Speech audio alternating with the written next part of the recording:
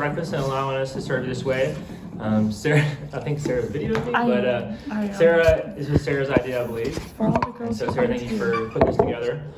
We just want an opportunity to love on you and serve you in some way.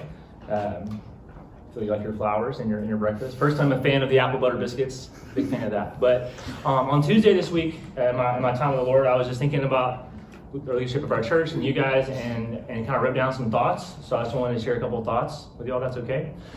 So first and foremost, I want to say thank you. Thank you for serving in our church and leading our church. Our life groups would not be able to function healthily without you. So that's just a reality. And so I want to say thank you for that. And also want to say I'm proud of you. The leadership of our church, specifically student leaders, has always been a huge encouragement to me. In other places I've been, that has not always been the case, but that has always been true in H2O. So I want to thank you for that. And I want to say that you're all uniquely and wonderfully made by God. And that is, of course, generally true, but I want to say that is specifically true. Like each one of you is uniquely and wonderfully made by God, and you're also uniquely gifted by God. And that's a good thing, because we don't want to all be like, it would suck if we were all Grant. If we were all Cassidy. It just would. And not because they suck, because you guys know they're great, but because we need variety and we need different giftings. And I know that there are certain giftings that are more often seen and maybe even more often praised.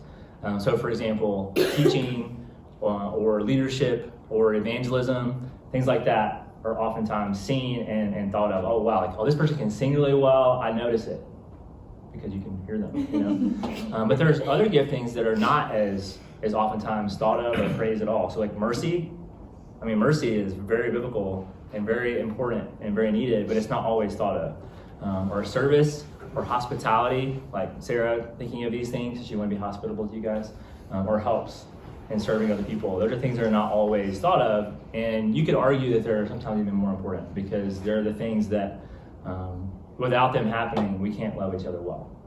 And so I wanted to kind of focus on two specific things real quick and just say these are two things that y'all are doing, and I want to encourage you to continue to do, that are extremely important and vital. And they're actually directly related to what Grant preached on this past Sunday about loving God, loving others. And the first thing is prayer. So I know that there are women in this room that are regularly praying for the church, for their life group, for their mentees, for each other. And without that, I mean, we just wouldn't be a healthy church at all. So I want to say thank you for that. And I want to encourage you to continue to do that. And then the other thing is listening.